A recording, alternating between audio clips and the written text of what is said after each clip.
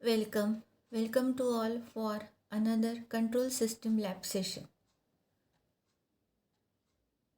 In the previous sessions, till now we have completed these 5 experiments, that is to study potentiometer as an error detector, to study synchro, to study DC position control system, to study AC position control system, and to study stepper motor controller. Today we are going to learn about the experiment number 6, that is to study of DC servo motor. Let us see what are learning objectives. The first one is to study DC servo motor and its working. Second, to understand application of DC servo motor. What are learning outcomes? Ability to discuss DC servo motor, and you will be able to operate DC servo motor. Let us see what are the equipments required for this experiment. As usual, there is a kit called DC servo motor kit, and we require here some connecting probes. So let us see about what is these servo motors. We know that the power devices which are generally utilized in electrical control systems are AC and DC servo motors. Servo motors are constructed covering a wide range of power from fraction of a watt to kilowatts. The basic requirement of the control motors are: the moment of inertia of the rotor should be small, the slope of the speed torque curve should be negative, and also not vary over the entire range of voltage regulation. And third requirement is frequent starting operations should be withstood by the motor. Servo motors are used in various systems to control the angular position, velocity or acceleration. The characteristics of servo motors are: the rotor should have low moment of inertia to get good accelerating characteristics. Second, torque speed characteristics should be near to linear and should have negative slope. Armature control DC servo motors with fixed field is generally used in servo mechanism. Now for these DC servo motor, there are two types, as field control with constant armature current and armature control with constant field supply. You can see here the first type, it is field control DC servo motor. Okay, when we are saying field control DC servo motor, that means the constant armature current, it is given on the armature side of the motor, right? Second type, it is what? Armature control DC servo motor, that is with constant field supply. Now here the constant field supply is applied for this armature control DC servo motor. So what we found, armature control DC servo motors with fixed field is generally used in servo mechanism due to ease in speed control and linear speed torque characteristics. So out of these two motors, that is field control DC servo motor and armature control DC servo motor, mostly from application point of view, the armature control DC servo motor is used, right? Let us see procedure. The first point, it is keep spring tension adjust knob K at minimum tension position. Keep speed control pot at most anti-clockwise position.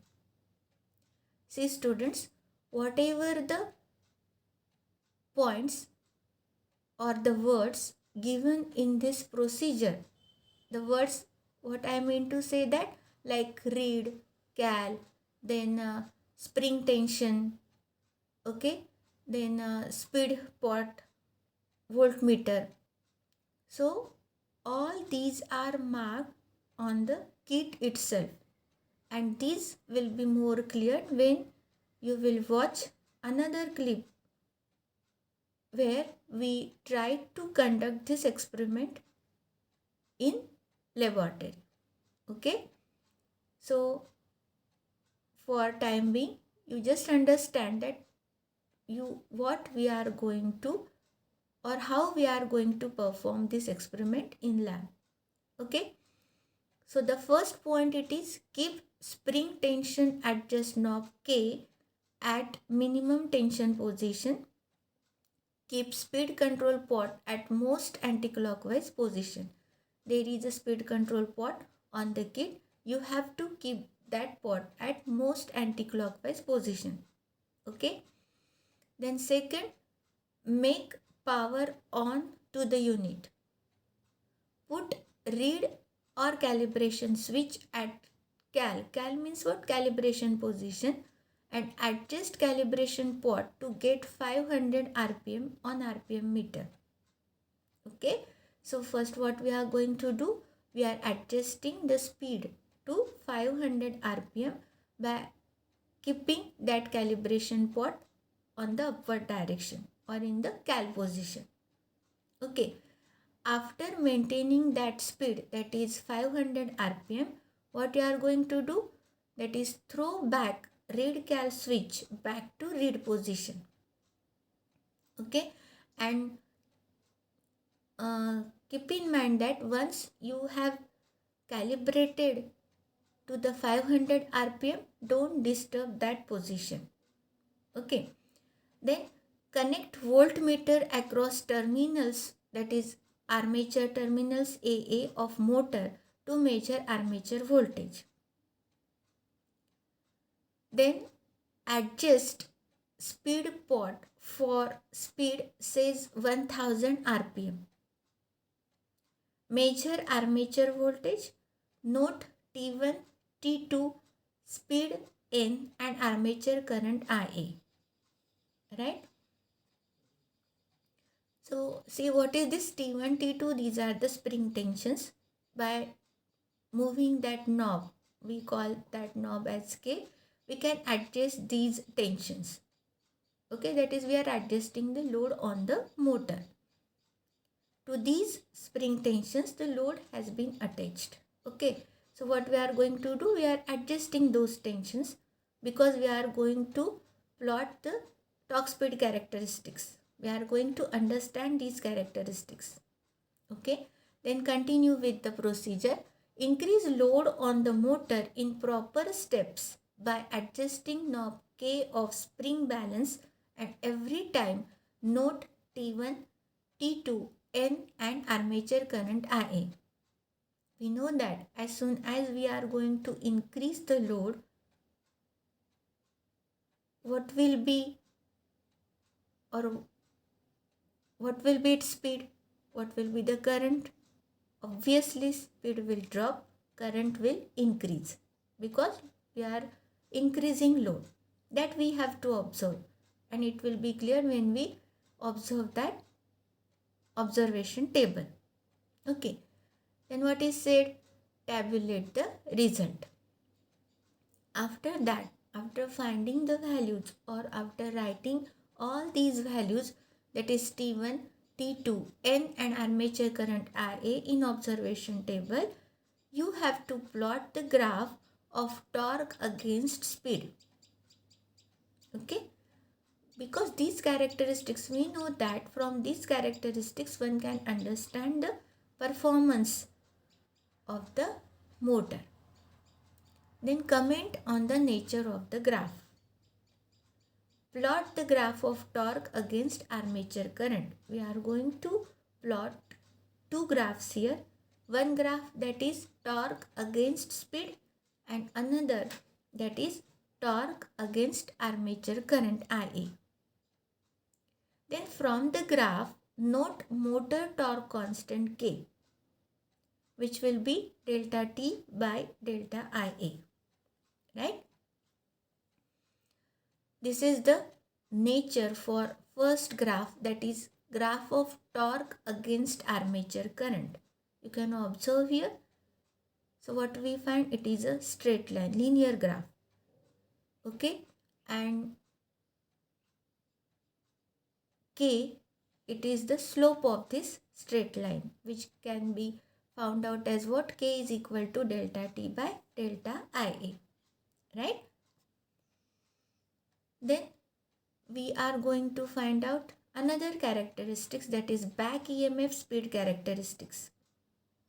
For that, the procedure is make power on to the unit, keep speed adjust spot most anti-clockwise,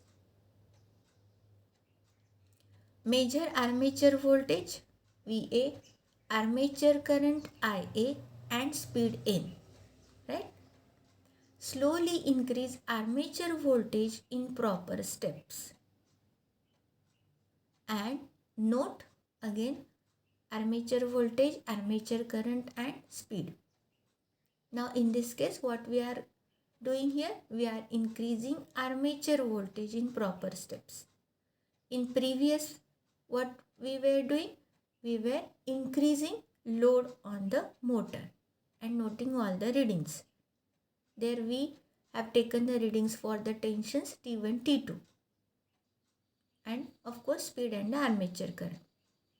Now for this, for getting back EMF speed characteristics, what we do?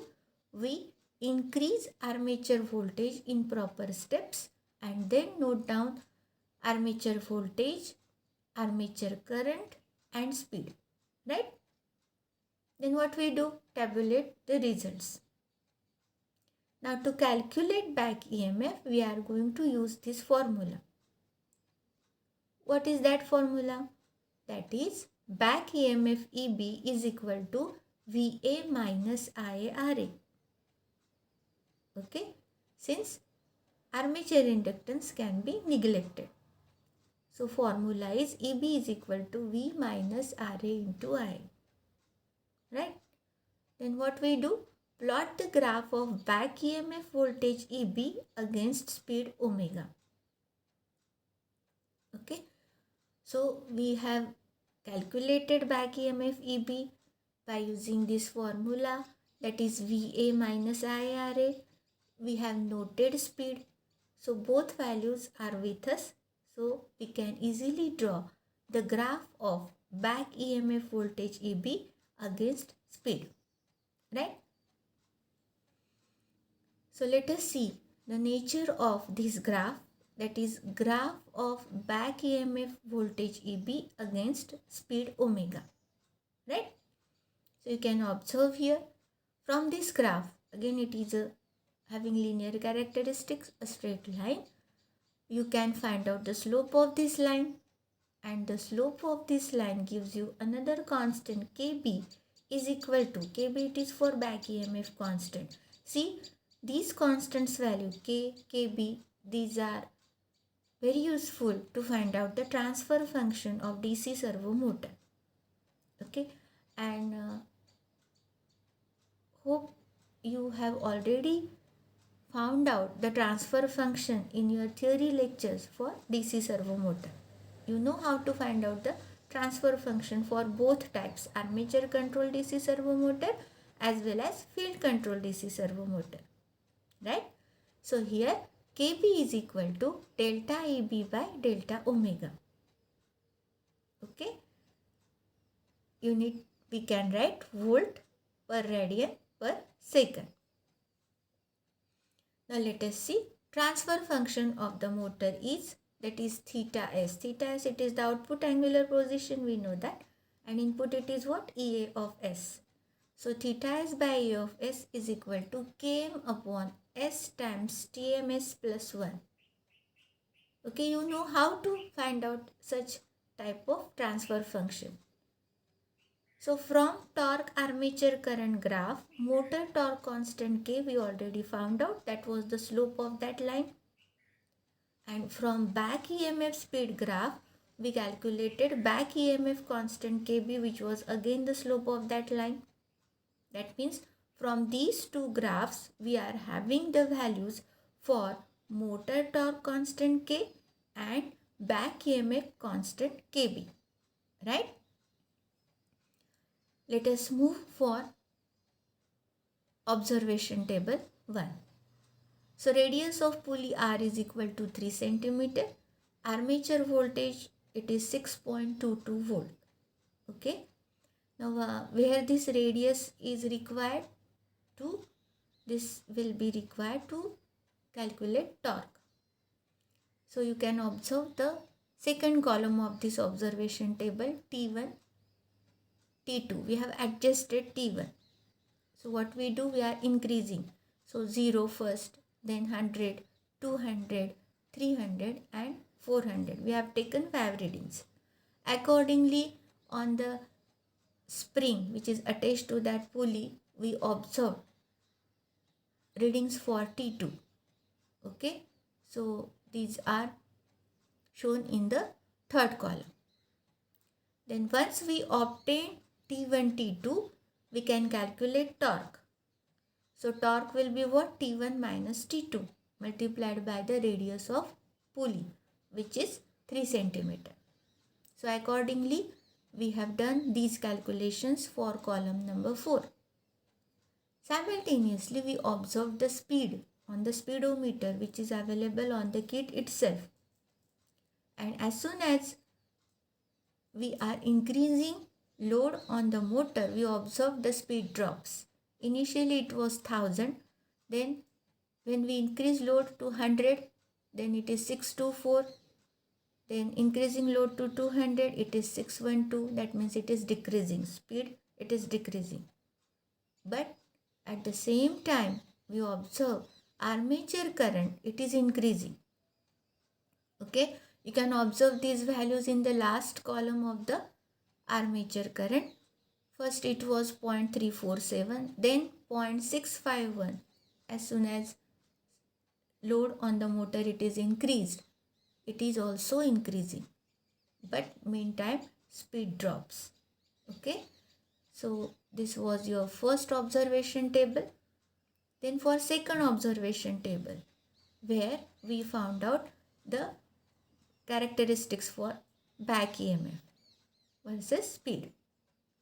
So here what we do, instead of increasing load, we increased voltage. You can observe in second column.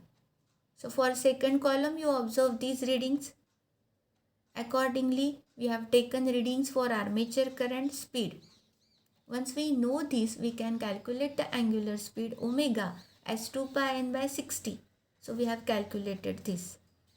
As we know values for armature current and armature voltage, resistance it is already assumed, we can calculate back EMF as shown in the last column of this observation table. The formula we are knowing, it is what? EB is equal to VA minus IARA, right? So let us move for sample calculations. So for sample calculation, what we do? First we have to find out K.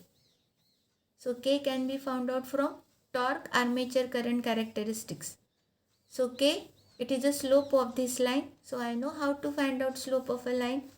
That is y2 minus y1 upon x2 minus x1. Take those readings from the observation table and we found this constant K is equal to 0.681, right? Then another calculation for finding the back EMF constant, motor constant KB. Again, it can be found out from these characteristics, that is back EMF versus angular speed. You can see here it is simple, nothing but slope of a line. So I can calculate KB is equal to y2 minus y1 upon x2 minus x1. What is y2 minus y1? That is the difference for back EMF, that already we have calculated, and delta omega, it is the difference of the angular speed, that also we have calculated in observation table number 2. So accordingly, we got the value for back EMF constant of the motor KB is equal to 0.6, right? So now we are in position to find out the motor gain constant and motor time constant. And once we know these values, we can calculate transfer function of the motor. So we are knowing the formula for motor gain constant Km as shown here. That is K upon Ra F plus K into Kb. That is equal to 1 upon Kb if F is negligible. Similarly for motor time constant we have calculated. Once we know these values for motor gain constant and motor time constant, now the transfer function of the motor is given as what? Theta of S upon Ea of S is equal to Km upon S times Tms plus 1. Obviously, it is for Laplace transformation. Now for this transfer function, we are knowing values for Km and Tm, right? So, we can say now DC servo motor is studied well. Okay, what we do? We have taken 2 readings for finding out the transfer function of the DC servo motor. First, we have increased load on the motor. Find out the motor constant K. Second, we increase voltage to find out, that is for the characteristics back EMF versus angular speed omega. We increase voltage V. Okay. And then we find out back EMF EB and also the angular speed by the formula 2 pi n by 60. So we are having 2 graphs.